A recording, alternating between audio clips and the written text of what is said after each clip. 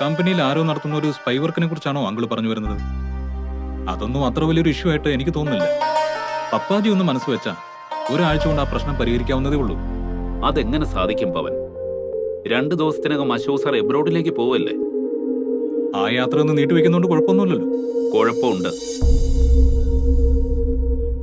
ആ യാത്ര ഇനിയും നീട്ടിവെച്ച അപകടത്തിലാവുന്നത് തന്റെ പപ്പാജിയുടെ ജീവനാ.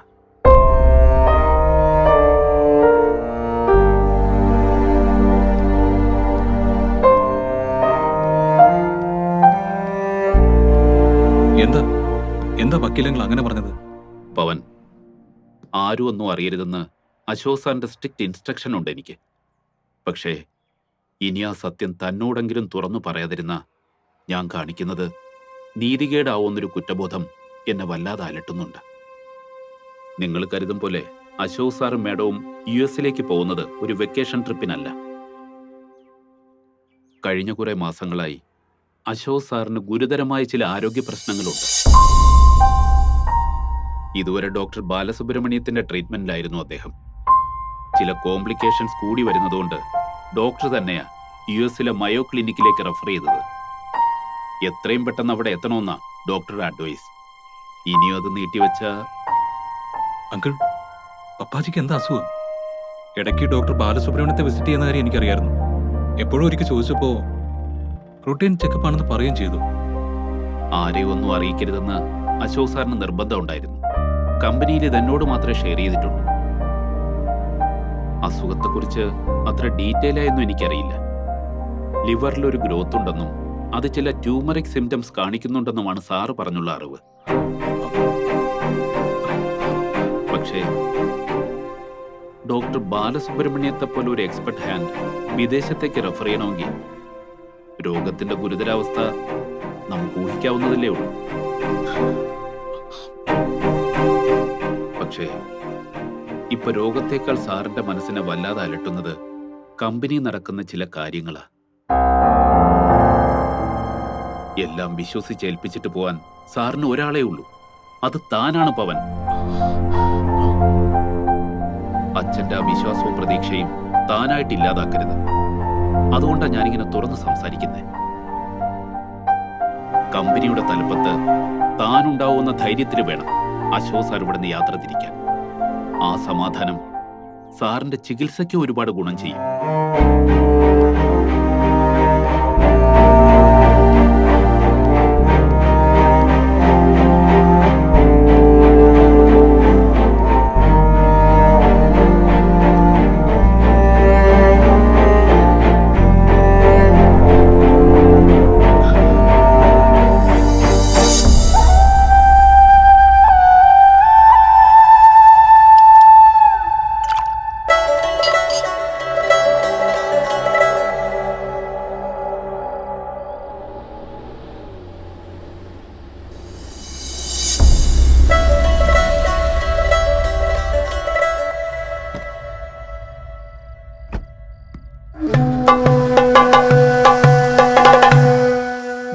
നവീന്, നിനക്ക് വേണ്ടി ഒരു ഡ്രിങ്ക് ഫിക്സ് ചെയ്ത് ഞാൻ വെയിറ്റ് ചെയ്യായിരുന്നു.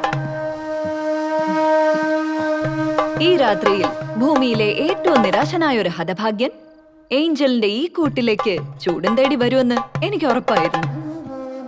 Come on, have it baby. നിന്റെ ഈ നിരാശയും ജാള്യതയും ഒക്കെ ഒന്ന് ഒഴുക്കി കളഞ്ഞ് ഫ്രഷപ്പ് ആക്.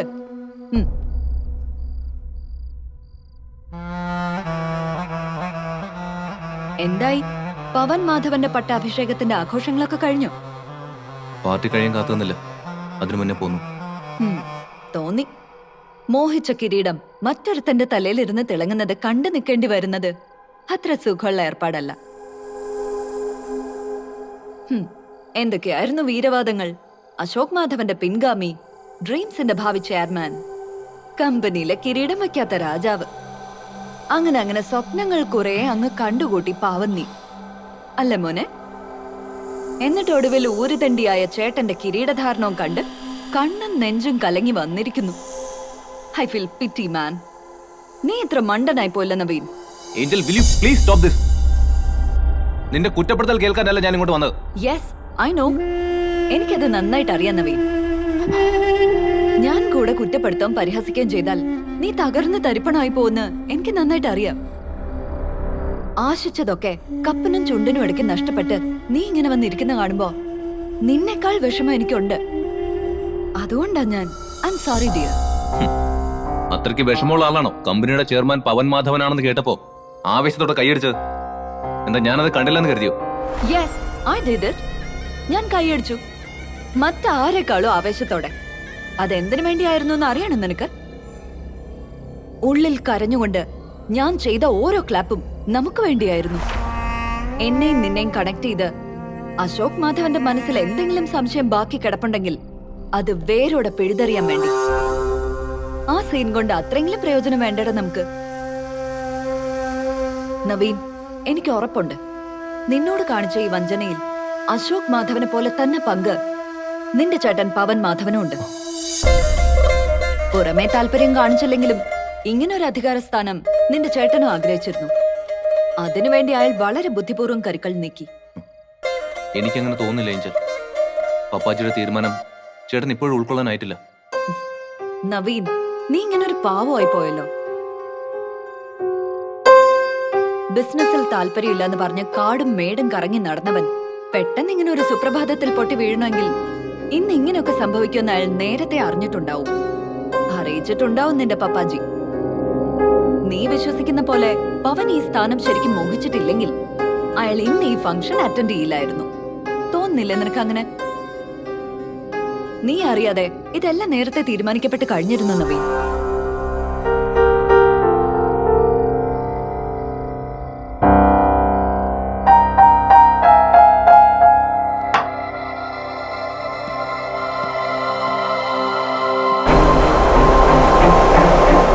ഇനി നമ്മുടെ ഊഹങ്ങളും സംശയങ്ങളും ഒക്കെ തെറ്റാന്ന് വെച്ചോളൂ.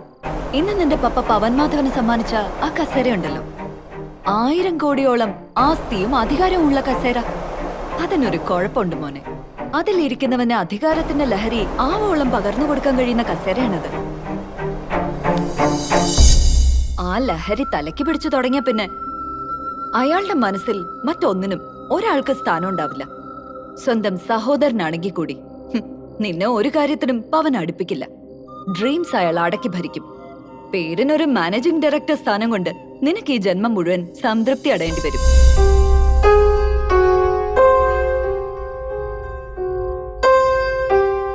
ഇനി നീ തീരുമാനിക്ക, ചേട്ടന്റെ മുന്നിൽ എന്നും ഒരു അടിമയായി നിന്ന് ലൈഫ് സ്പോയിൽ ചെയ്യണോ, അതോ എന്റെ കമ്പനിയുടെ ചെയർമാനായി ജീവിതം അന്തസ്സോടെ ആസ്വദിച്ച് ജീവിക്കണോന്ന്.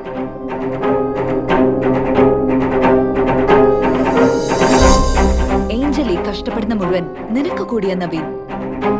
ഡ്രീംസിനേക്കാൾ മൂലധനവും മുതൽ മുടക്കുമുള്ള ഒരു വലിയ കമ്പനിയുടെ തലപ്പത്ത് നീ ഇരിക്കുന്നത് കാണാൻ വേണ്ടി. അതിന് അധികകാലമൊന്നും വേണ്ടി വരില്ല.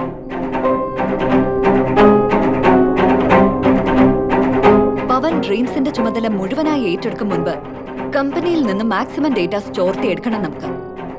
അതിന് കുറച്ചുനാൾ കൂടി ആർക്ക് സംശയത്തിന് ഇട കൊടുക്കാതെ നീ അവിടെ ഉണ്ടാവണം.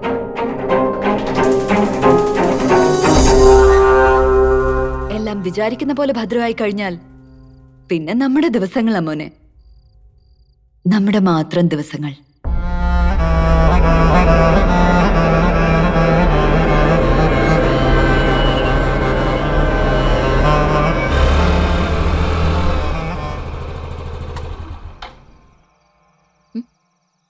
ഇറങ്ങ്. നീ എന്താ സ്വപ്നം കണ്ടിരിക്കുകയാണോ?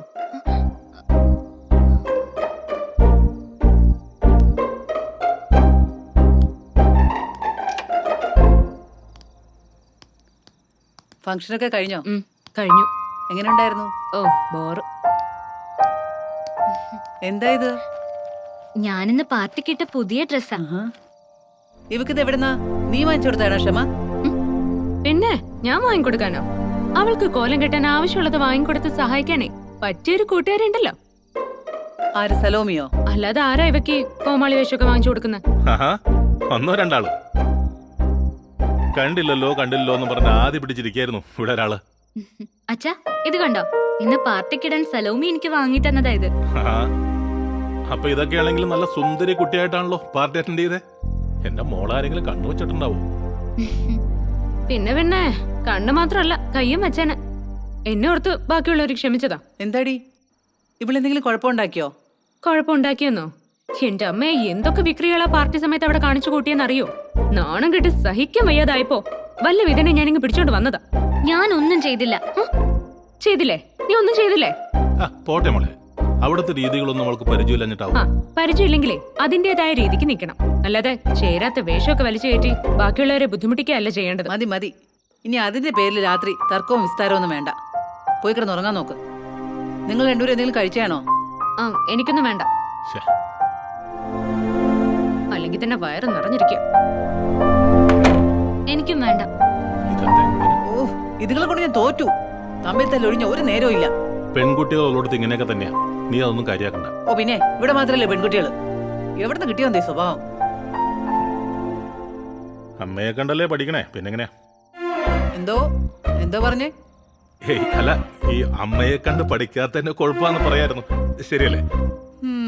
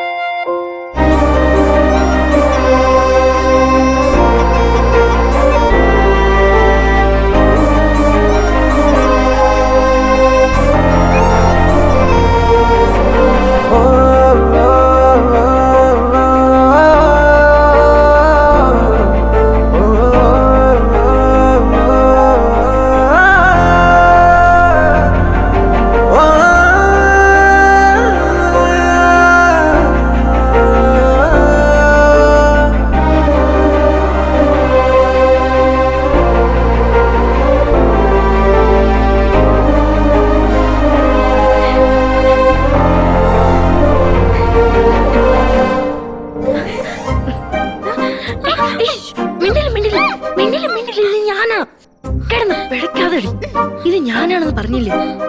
നീയോ? ഞാൻ തന്നെ. നീ എന്താ ഇവിടെ ഈ നേരത്ത്? ഞാൻ എന്താ ഇവിടെയെന്നോ? നിന്നെ ഏതൊരുത്തിന് ഉമ്മ വെച്ചു എന്ന് അറിഞ്ഞിട്ട് പിന്നെ ഞാൻ എങ്ങനെ സമാധാനത്തോടെ അവിടെ കിടന്നുറങ്ങും? നിനക്ക് സുഖമില്ലാന്ന് ക്രിസ്റ്റിയോട് കള്ളം പറഞ്ഞ് അവിടെ നിന്ന് മുങ്ങി. ഹോ, നിന്റെ അച്ഛന്റെ അമ്മയുടെ കണ്ണു വെട്ടിച്ച് ഇവിടെ പതുങ്ങിയിരിക്കാൻ തുടങ്ങിട്ടെ മണിക്കൂർ 2-3 പറ പറ, ആരാ നിന്നെ കയറി പിടിച്ചത്? എന്തിനാ അവൻ നിന്നെ ഉമ്മ വെച്ചത്? ഇത് നീളിക്കാതെ പറ പെണ്ണെ, ആരാവൻ? ആവോ, എനിക്കറിയില്ല. നിനക്കറിയില്ലെന്നോ? അതെന്താ അങ്ങനെ? എപ്പോഴായിരുന്നു സംഭവം? ഞാൻ എന്നോട് ഫോണിൽ സംസാരിച്ചല്ലേ അപ്പൊ. എന്നിട്ട് ഞാൻ അറിഞ്ഞില്ലല്ലോ. നിന്നോട് സംസാരിച്ച് കട്ട് ചെയ്തതിന് ശേഷം. എന്നിട്ട് നീ ഒന്ന് ഡീറ്റെയിൽ ആയിട്ട് പറ മോളെ. എന്നിട്ടെന്താ, അയാള് ഉമ്മ വെച്ചു. എന്നിട്ട്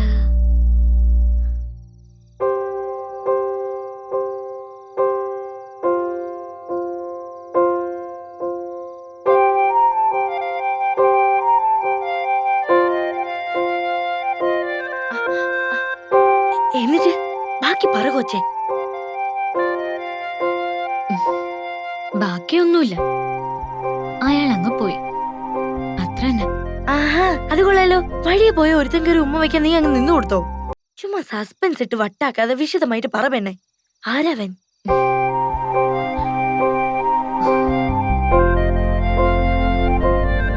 സത്യമായിട്ടും എനിക്കറിയില്ല സലോമി. അയാള് പിന്നിലൂടെ വന്ന് എന്നെ ചുറ്റി പിടിച്ചു. എന്നിട്ട് എന്നെ ഇങ്ങനെ ചേർത്ത് പിടിച്ചു. എന്നിട്ട് എന്റെ നെറ്റിയില്. അയ്യടി, നിന്റെ നെറ്റിയിലൊക്കെ അവൻ ഉമ്മിച്ചപ്പോ നീ അവന്റെ മുഖം കണ്ടില്ലേ? ആ സമയത്ത് അവിടെ ഇരുട്ടായിരുന്നു. ഓ, നശിപ്പിച്ചു. ഇത്രയും വെളിച്ചുള്ള സ്ഥലത്ത് ഉടനെ പോയി അവൾ ഇരുട്ടത്ത് നിന്നിരിക്കുന്നു. പിന്നെന്ത് സംഭവിച്ചു? ഓ, പിന്നൊന്നും സംഭവിച്ചില്ലെന്ന് പറഞ്ഞില്ലേ? സംഭവിച്ചത് മനസ്സിലായപ്പോ ഞാൻ അയാളെ തള്ളി മാറ്റി അവിടെ നിന്ന് ഓടി. പിന്നീട് തിരികെ ചെന്ന് നോക്കിയപ്പോ അയാൾ അവിടെ കണ്ടില്ല. ആഹാ, അത് കൊള്ളാലോ. അപ്പൊ നീ അയാളുടെ മുഖം ഒട്ടും കണ്ടില്ലേ? മുഖം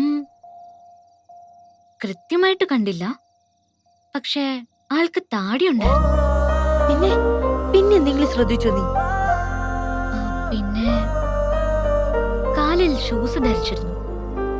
താടിയും ഷൂസും തമ്മിൽ ഒരു മാച്ചും ഇല്ലല്ലോ മോളെ. എന്നാൽ ഇരുട്ടത്ത് നിന്നെ കയറി പിടിച്ച് ഇത്ര ധൈര്യത്തോടെ കിസണമെങ്കിൽ അവൻ നിസ്സാരക്കാരനല്ലല്ലോ. ഇനി നമ്മുടെ മുന്നിൽ മുങ്ങുന്ന വല്ല ആയിരിക്കും. ഷേ, അയാളൊന്നുമല്ല.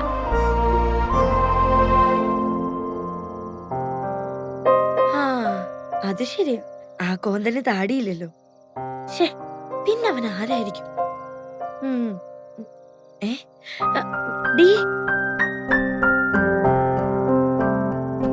നീ പിന്നെ അവനെ അന്വേഷിച്ചില്ലേ? ആ തിരക്കിനിടയില് ഞാൻ എങ്ങനെ അന്വേഷിക്കാനാ? പിന്നെ ഉള്ള താടിക്കാരെയൊക്കെ നോക്കി നടന്ന് ആകെ പൊല്ലാപ്പായി. ഓ, നീ ഇങ്ങനെ ഒരു ബുദ്ധൂസായി പോയല്ലോ. നിന്റെ സ്ഥാനത്ത് ഞാൻ എങ്ങനെ ആയിരുന്നെങ്കിലേ അവൻ ആരാണെന്ന് അടുത്ത സെക്കൻഡിൽ ഞാൻ കണ്ടുപിടിച്ചേനെ. ഷേ, എന്നാൽ ആ തെണ്ടി രക്ഷപ്പെട്ട് കളഞ്ഞല്ലോ. അയാള് ചീത്ത ഉദ്ദേശത്തോടെ അങ്ങനെ ചെയ്തതാണെന്ന് എനിക്ക് തോന്നുന്നില്ല. ആഹാ, അത് കൊള്ളാലോ. ഇരുട്ടത്ത് ഒരു പെണ്ണിനെ കയറി പിടിച്ച് ഉമ്മ വെക്കുന്നവന് പിന്നെ എന്ത് ഉദ്ദേശമുള്ളത്? ഓ, നിന്നെ പോലെ ഒരു തോൽവി ഈ ജന്മത്തെ ഞാൻ കണ്ടിട്ടില്ല. എന്തെങ്കിലും അയാൾ എന്റെ മുമ്പില് വരാതിരിക്കില്ല. അയ്യോ, വന്നിട്ടിപ്പോ എന്തിനാ? അഥവാ വന്നാ തന്നെ അയാൾ എങ്ങനെ നീ തിരിച്ചറിയും? താടി ഷൂസും വെച്ചിട്ട് ഒരു തന്നെ എങ്ങനെ ഐഡന്റിഫൈ ചെയ്യാൻ പറ്റത്തില്ല. അതല്ലാതെയും പറ്റുമെന്ന് എനിക്ക് ഉറപ്പുണ്ട്. അതെങ്ങനെ? അത് സാധിക്കും. എന്നെങ്കിലും ഞാൻ അയാളെ കണ്ടുപിടിക്കുക തന്നെ ചെയ്യും. ഓ പിന്നെ, ചുമ്മാ തള്ളല്ലേ മോളെ. അടുത്തുണ്ടായിട്ട് കണ്ടുപിടിക്കാൻ പറ്റിയില്ല, പിന്നെ ഇനി ആദ്യമായി ഉമ്മ വെച്ച ഒരു പുരുഷനെ എപ്പോ എവിടെ വെച്ച് കണ്ടാലും ഒരു പെണ്ണിനെ തിരിച്ചറിയാൻ പറ്റും സലോമി. എവിടെയെങ്കിലും വെച്ച് അയാളെ ഞാൻ കാണാതിരിക്കില്ല. ഓ, അതിനി എന്നെ എവിടെ വെച്ചാന്നൊക്കെ ആർക്കറിയാം. നടന്നു. ഛേ, വെറുതെ മെനക്കെട്ടത് മിച്ചം. സകല മൂടും പോയി. ഞാൻ പോവും. ഇന്നിനി നീ എങ്ങും പോകുന്നില്ല. ഇവിടെ കിടന്നുറങ്ങി.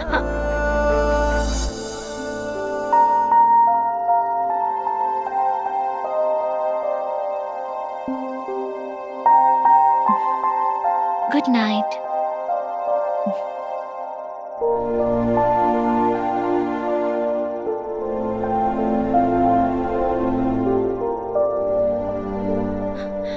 എന്റെ കർത്താവേ, എന്നാലും ആ തിണ്ടി ആരാന്നറിയാതെ ഒരു സമാധാനം കിട്ടുന്നില്ലല്ലോ. ഓ, അയാൾ ആരെങ്കിലും ആവട്ടെ, നിനക്കെന്താ? ഒന്ന് കിടന്ന് ഉറങ്ങു പെണ്ണെ.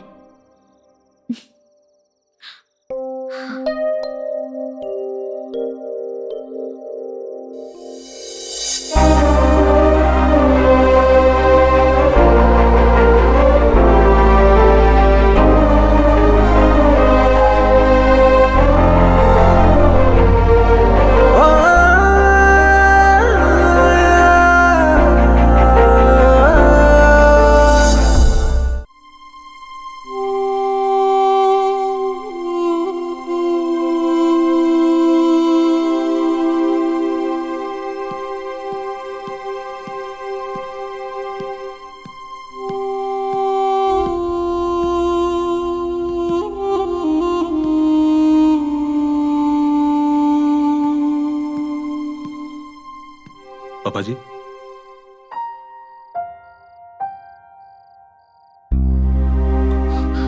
I am sorry Papaji. എനിക്കൊന്നും അറിയില്ലായിരുന്നു. ഏയ് Pavi, B cool my dear. Advocate എന്നെ വിളിച്ചിരുന്നു. ഒരു കണക്കിന് അയാൾ നിന്നോടെല്ലാം തുറന്നു പറഞ്ഞത് നന്നായി. കാര്യങ്ങൾ കുറച്ചുകൂടി ഗൗരവത്തിൽ കാണാൻ നീ ശ്രമിക്കുമല്ലോ. അസുഖത്തിന്റെ കാര്യം എന്തിനാ പപ്പാജി ഇത്രയും നാളെ ഞങ്ങളിന്ന് മറച്ചു വെച്ചത്? അത് വേണ്ടിയിരുന്നില്ല. മറച്ചു വെച്ചത് മനഃപൂർവ്വമാണ് പവി.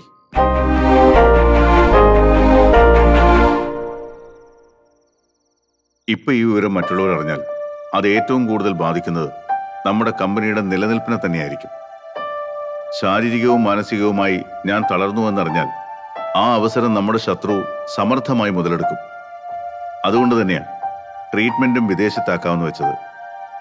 പപ്പാജി, ഏഞ്ചൽ മറി എന്തിനെങ്ങനെ പേടിക്കുന്നത്? സത്യത്തിൽ എന്റെ ആവശ്യമുണ്ടെന്ന് എനിക്ക് തോന്നുന്നില്ല. ആവശ്യമുണ്ട് പവി. അവളെ നമ്മൾ വളരെയധികം സൂക്ഷിച്ചേ പറ്റൂ. ബിസിനസ്സിൽ നേരും നെറിയും ഇല്ലാത്തവളാണ് ഏഞ്ചൽ. പോരാത്തതിന് നമ്മുടെ കുടുംബത്തോട് ഒടുങ്ങാത്ത പകയുണ്ട് അവൾക്ക്. വെറുമൊരു ബിസിനസ് റൈവൽറി മാത്രമല്ല ഏഞ്ചലിൻ്റെത്. അവളുടെ ഓരോ നീക്കവും നമ്മളുടെ തകർച്ച ലക്ഷ്യം വെച്ച. ആരും ക്ഷണിക്കാതെയുള്ള ഇന്നത്തെ അവളുടെ വരവ് പോലും അതിന്റെ സൂചനകളാ. I am damn sure. Pavi, now I am confident. ഏത് ആപത്തിൽ നിന്നും രക്ഷിക്കാൻ കരുത്തുള്ള കൈകളിൽ നമ്മുടെ കമ്പനി ഏൽപ്പിച്ചിട്ടാ ഞാൻ പോകുന്നത്. ചികിത്സ കഴിഞ്ഞ് ഞാൻ തിരിച്ചെത്തുമ്പോഴേക്കും ഇപ്പോഴത്തെ എല്ലാ ക്രൈസിസും നീ ഓവർകം ചെയ്യുമെന്ന് എനിക്ക് ഉറപ്പുണ്ട്. ആദ്യം കണ്ടുപിടിക്കേണ്ടത് കൂടെ നിന്ന് ചതിക്കുന്നവർ ആരാണെന്നാ. ആ തെറ്റ് ഒരിക്കലും മാപ്പർഹിക്കാത്തതാ. അക്കാര്യം എനിക്ക് വിട്ടേക്ക് പപ്പാജി. നമ്മുടെ ശമ്പളം വാങ്ങിക്കൊണ്ട് ഏഞ്ചലിന് വേണ്ടി സ്പൈ വർക്ക് ചെയ്യുന്ന ആരാണെന്ന്